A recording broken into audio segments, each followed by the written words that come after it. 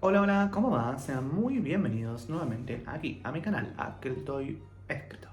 Antes que nada, muy feliz Navidad. Espero que hayan pasado una muy bella Navidad y una hermosa también Noche Buena. Días de calor acá en el hemisferio sur y en esta oportunidad, en este cuarto viernes de diciembre, no así el último video del canal, tenemos un video más. En esta oportunidad les voy a compartir un fragmento de lectura del cuento titulado El Cascanueces y el Rey Ratón, aunque bueno, en el título del video puse El Cascanueces, el nombre es El Cascanueces y el Rey Ratón, del escritor prusiano, Prusia, que es un país que ya no existe más, hoy día en ese territorio donde nació este autor pertenece a Rusia, llamado Ernest Amadeus Hoffmann y publicado en el año 1816. Al último del video voy a abordar un poco más sobre lo que vino después de este cuento, ¿sí? Pero bueno, lo dejamos para el último del video. Así que bueno, con mi cascanueces vamos a la lectura de El Cascanueces y el Rey Ratón de Ernest Hoffmann. Me vino como un lapsus mental y espero, como siempre, espero que les guste.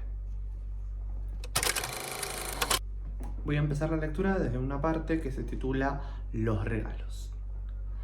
Me dirijo a ti mismo, amable lector u oyente, Fritz, Theodor, Ernest o como quiera que te llames, y te pido que recuerdes vivamente la última mesa de Navidad adornada con hermosos regalos de muchos colores. Entonces podrás imaginarte también cómo los niños se quedaron completamente atónitos, con los ojos relucientes, y cómo Marie, al cabo de un rato, exclamó suspirando profundamente mientras Fritz daba algunos saltos de alegría que le salieron muy bien. ¡Ay, qué bonito! ¡Ay, qué bonito! Pero los niños debían de haber sido especialmente buenos y obedientes todo el año, pues nunca les habían traído tantas cosas ni tan bonitas como esa vez. El gran abeto, situado en el centro de la sala, estaba lleno de manzanas de oro y plata, y cual capullos y flores de todas las ramas brotaban peladillas y caramelos de colores y toda clase de ricas golosinas. Pero lo que había que considerar como lo más bonito de aquel maravilloso árbol era que en sus oscuras ramas titilaban cientos de lucecitas como si fueran estrellas, y él mismo, al brillar por dentro y por fuera, invitaba amablemente a los niños a coger sus flores y sus frutos. Alrededor del árbol todo brillaba en un sinfín de adorables colores. ¡Cuántas cosas bonitas había allí! Sí, ¿quién podría describirlo? Marie vio las muñecas más delicadas, un montón de cuidados cacharritos y lo más hermoso de todo, un vestidito de seda delicadamente adornado con lazos de colores, que colgaba de una percha ante los ojos de la pequeña Marie, de manera que podía verlo por todas partes, y en efecto lo hacía repitiendo una y otra vez. ¡Ay, qué vestidito más bonito! ¡Más bonito! Y yo, seguro que yo, ¿de verdad que me lo voy a poder poner? Entretanto, Fritz, galopando y trotando alrededor de la mesa, había probado ya 3 o 4 veces el nuevo alazán, que en efecto había encontrado atado a la mesa. Cada vez que desmontaba, decía que era una bestia salvaje, que él ya lo domaría, e inspeccionaba el nuevo escuadrón de husares, elegantemente vestidos de rojo y oro, que llevaban un montón de armas de plata y que montaban en unos caballos blancos tan resplandecientes que uno casi hubiera podido creer que eran de plata pura. Los niños, ya un poco más tranquilos, se disponían ahora a mirar los libros de estampas, abiertos de forma que podían verse al instante multitud de lindas flores y personas muy variopintas, incluso unos adorables niños jugando, pintados con tal naturalidad que parecía que estaban vivos y hablaban de verdad. En efecto, los niños se disponían a mirar esos maravillosos libros cuando volvió a sonar la campana. Sabían que ahora traería sus regalos el padrino Drosselmeyer y echaron a correr hacia la mesa que estaba junto a la pared. Rápidamente retiraron la sombrilla tras la que había estado oculto tanto tiempo. Lo que allí vieron los niños. Sobre un césped verde adornado con flores de muchos colores había un magnífico palacio con muchas ventanas de espejo y torres de oro. Se oyó un carrillón, puertas y ventanas se abrieron y pudo verse como unos caballeros y unas damas muy pequeños pero muy graciosos, tocados con sombreros de plumas y largos vestidos de cola, paseaban por la sala. En la sala principal que parecía envuelta en fuego de tantas lucecitas que ardían en candelabros de plata. Había unos niños bailando al son del carillón con unos juboncitos y unas chaquetitas cortas. Un caballero, con una capa de color esmeralda, miraba a menudo por una ventana, hacía señas y volvía a desaparecer. Igual que el mismo padrino Drosselmeyer, que apenas más alto que el pulgar de papá, aparecía de vez en cuando por la puerta del palacio y volvía a meterse en su interior. Con los brazos apoyados en la mesa, Fritz, que había estado observando el hermoso palacio y las figuritas que bailaban y paseaban, dijo entonces: «Padrino Drosselmeyer, déjame entrar en tu palacio». El alto consejero judicial le indicó que eso era absolutamente imposible, y tenía razón, porque era una tontería que Fritz pretendiera entrar en un palacio que, incluidas las torres de oro, no era más alto que él. Fritz también lo vio. Al cabo de un rato, como las damas y los caballeros seguían paseando de un lado a otro, los niños bailando, el hombre de color esmeralda asomándose por la misma ventana y el padrino Drosselmeyer saliendo a la puerta, Fritz exclamó impaciente: «Padrino Drosselmeyer, ahora sal por la puerta de enfrente». «Eso no puede ser, querido Fritzi», respondió el alto consejero judicial. «Bueno», continuó diciendo Fritz, «entonces haz que el hombre de verde, que no deja de mirar por la ventana, vaya a pasear con los demás». «Eso tampoco es posible», respondió una vez más el alto consejero judicial. «Entonces que bajen los niños», exclamó Fritz. «Quiero verlos más de cerca». «Nada de eso es posible», dijo enfadado el alto consejero judicial. «El mecanismo tiene que quedarse tal como se ha hecho». «¿Cómo?», preguntó Fritz, alargando el tono. ¿Que nada de eso es posible? Escucha, padrino Drosselmeyer, si todas esas cositas tan elegantes de tu palacio no pueden hacer otra cosa más que siempre lo mismo, entonces no sirven para mucho, y no me voy a molestar en preguntar por ellas en particular.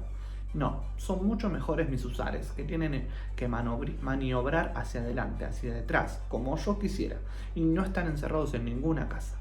Y diciendo esto, se apartó de un salto de la mesa de los regalos y ordenó que su escuadrón, que, montados en unos caballos de plata, trotaron, ondearon sus banderas, atacaron y dispararon a voluntad. También Marie se había apartado en silencio, pues también ella se había cansado de los paseos y los bailes de los muñequitos del palacio, solo que, como era muy educada y muy buena, no quería que se le notara tanto como su hermano Fritz.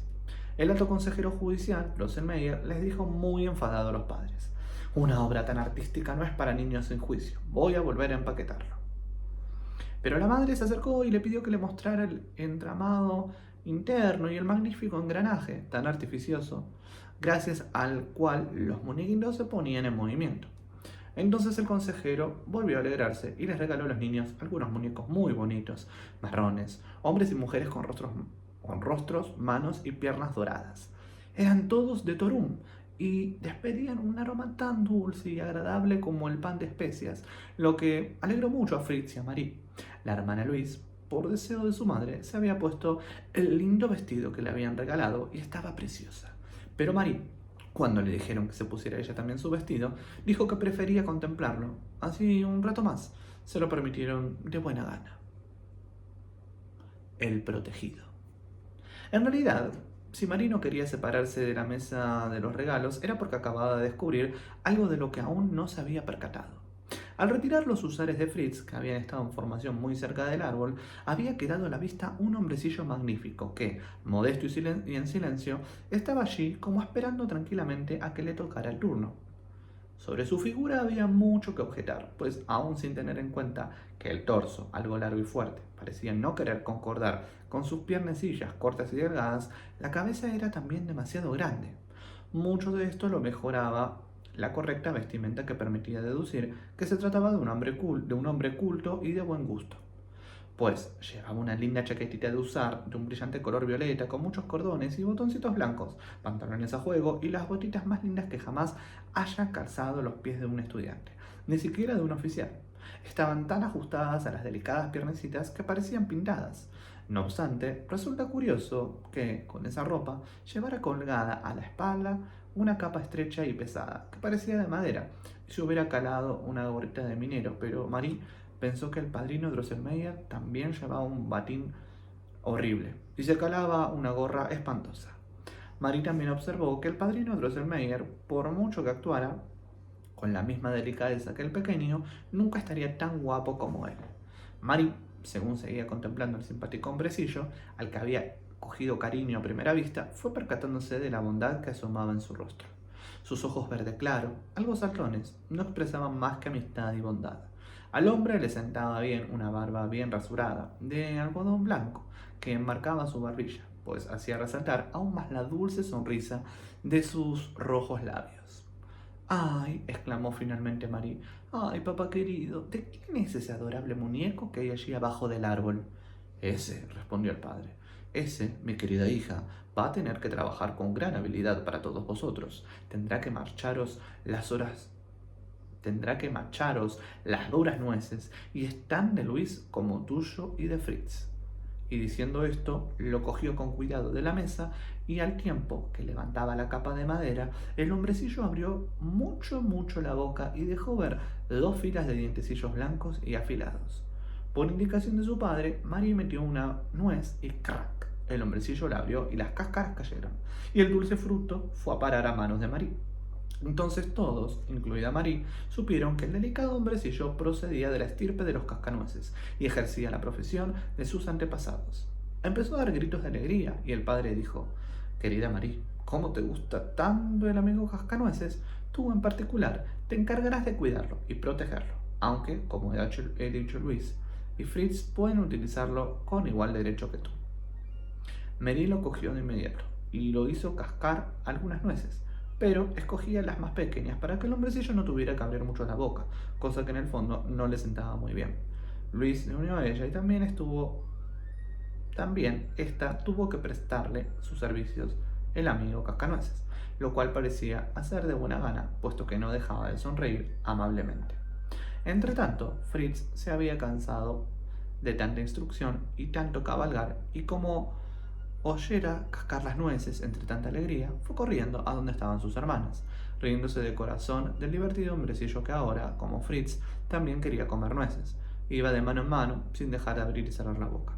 Fritz le metía siempre las nueces más grandes y más duras, así que de repente se oyó un crack, crack, y 3 dientecitos cayeron de la boca del cascanueces, y toda la mandíbula inferior quedó suelta, colgando. «¡Ay, mi querido cascanueces!», gritó Marie, quitándoselo a Fritz de las manos. «Pues vaya un tipo más tonto y más ridículo», dijo Fritz. «Quiere ser cascanueces y ni siquiera tiene una dentadura en condiciones. Seguro que no sabe nada de su oficio. Dámelo, Marie. Va a cascarme las nueces aunque pierda los demás dientes, incluso toda la mandíbula. ¿Qué importa este inútil?». «No, no», gritó Marie entre sollozos. «No te lo doy, mi querido cascanueces. Mira lo triste que me observa y cómo me enseña su boca herida. Pero tú tienes el corazón muy duro. Pegas a tus caballos y ordenas que fusilen a tus soldados. Tiene que ser así. Tú no lo entiendes. Pero el cascanueces es tan mío como tuyo, así que trae aquí». María empezó a llorar con fuerza y rápidamente envolvió el cascanueces enfermo en un pañuelito. Los padres entraron con el padrino, Drosselmeyer. Para gran pena de Marie, se puso del lado de Fritz, pero el padre dijo: «He dicho expresamente que el cascanueces está bajo la protección de Marie, y, como por lo que veo ahora la necesita, es ella la que puede disponer de él a voluntad, sin que nadie le diga nada. Por cierto, me asombra mucho que Fritz siga exigiendo tareas a alguien herido en acto de servicio. Como buen militar, debería saber de sobra que nunca se hace formar a los heridos». Fritz estaba muy avergonzado, y sin preocuparse más ni de nueces ni de cascanueces, se dirigió en sigilo al otro extremo de la mesa, donde sus husares, tras haber dispuesto las avanzadillas correspondientes, se retiraron a su cuartel nocturno. Marie recogió los dientes que había perdido el cascanueces. Alrededor de la mandíbula herida le había anudado un lindo lazo blanco que se había quitado del vestido, y luego, incluso con más cuidado que antes, había envuelto en su pañuelo al pobre pequeño, que estaba muy pálido y asustado. Así lo sostenía en sus brazos, acunándolo como un niño pequeño, mientras contemplaba las hermosas imágenes del nuevo libro de estampas que había ese día entre los otros muchos regalos. Se enfadó mucho, algo que no era propio de ella, cuando el padrino, Drosselmeyer, empezó a reírse a carcajadas, sin dejar de preguntar cómo podía tratar con tanta delicadeza a un tipejo tan feísimo como ese. Volvió a acordarse de aquella extraña comparación con Drosselmeyer que había hecho al ver al pequeño por primera vez, y dijo toda seria: «¿Quién sabe, querido padrino, si tú no estarías tan guapo como mi querido cascanueces si te arreglaras como él y llevaras unas botas tan lindas y relucientes?» Marie no sabía por qué sus padres se habían echado a reír a carcajadas, ni por qué al alto consejero judicial se le había puesto la nariz roja y ya no se reía tanto como antes. Seguro que había algún motivo particular. Bueno, esto ha sido un fragmento de El Cascanueces, ¿sí? De Ernest Hoffmann, de 1816. Bueno, sobre el Cascanueces, ¿por qué decidí poner el video de Cascanueces y no el Cascanueces y el Rey Ratón? Básicamente porque me parecía de mayor impacto la historia del Cascanueces, porque popularmente es más conocido como El Cascanueces. A posteriori, esto fue en 1816, hubo una reversión en 1844 por Alejandro Dumas, que a su vez de esa reversión de Alejandro Dumas es en la cual se inspira Tchaikovsky, un músico ruso de la época del Imperio Ruso, para crear música, ¿sí? La pieza musical del Cascanueces, tan conocida a partir de finales del siglo XIX y durante todo el siglo XX. Sí, y bueno, es en base a este cuento, a esta reversión y a esta música de Tchaikovsky que, bueno, luego durante el siglo XX se hicieron varias películas, sobre todo infantiles. En lo particular, yo me acuerdo que he visto la versión del Cascanueces. Además de la de Barbie, había visto otra versión del Cascanueces, que ahora no recuerdo, pero bueno, todo obviamente animado, bueno, y claro, porque leí este fragmento, pero no, me olvidé que al principio del video no comenté de qué trataba la obra. Bueno, básicamente tiene como protagonista a Marie y a su hermano Fritz, si es una familia, entiendo, ambientada en Prusia, sí, que viene su padrino Drosselmayer en la noche del 24 de diciembre, en Nochebuena, les lleva unos regalos, entre esos regalos está el famoso Cascanueces. Bueno, luego el Cascanueces, a través del Cascanueces viaja a otro mundo donde aparece este villano que es el Rey Ratón. Y bueno, se da todo ahí el conflicto con el Rey Ratón. No voy a contar cómo terminará este cuento, porque bueno, si no lo saben, vayan a verlo, vean las películas, lean el cuento, en fin. Pero tiene como protagonista a Marie, a la pequeña Marie, al Cascanueces, al padrino Drosselmayer y en esta Prusia de principios del siglo XIX, finales del siglo XVIII. El autor Hoffmann muere en el año 1822. Nació digamos en el último cuarto del siglo XVIII. Sí, él muere en Berlín, en Alemania, pero bueno, nació, como dije al principio del video, en Prusia, un país que ya no existe más, y que hoy día el lugar donde nació pertenece a Rusia. A la vez, este autor, Hoffmann, tenía orígenes polacos y húngaros, en fin. Y bueno, lo que ha hecho toda esta cuestión del Cascanueces, ¿no? Primero, a partir de esta tradición del Cascanueces en lo que sería la Navidad decimonónica de Prusia y Alemania, y bueno, luego a través de la globalización y todo lo que es la Navidad globalizada, bueno, el Cascanueces ha sido y es una de las partes fundamentales de la decoración navideña. Este Cascanueces me lo compré, creo, hace un par de años, no hace tanto, y me encanta, es hermoso. Así que bueno, nada, tenía ganas de compartir algo sobre la Navidad que no fuera a cantar o parte de la ritualística, así que me pareció que el Cascanueces sería una pieza fundamental o muy interesante para abordar. Varios de estos datos que yo les di los desconocía. Debo decir que El Cascanueces es una de mis películas o temáticas navideñas favoritas. Así que nada, bueno, espero que les haya gustado y, como dije al principio del video, que hayan tenido una hermosa Navidad y una cálida, bueno, sobre todo en el hemisferio sur, Nochebuena. Así que bueno, nos vemos en la próxima, seguimos con el espíritu navideño y en la próxima que ya cerramos el año. No voy a adelantar, se vienen sorpresas para el último video. Los quiero, los abrazo y bueno, hasta el último video de este 2025. ¡Mua!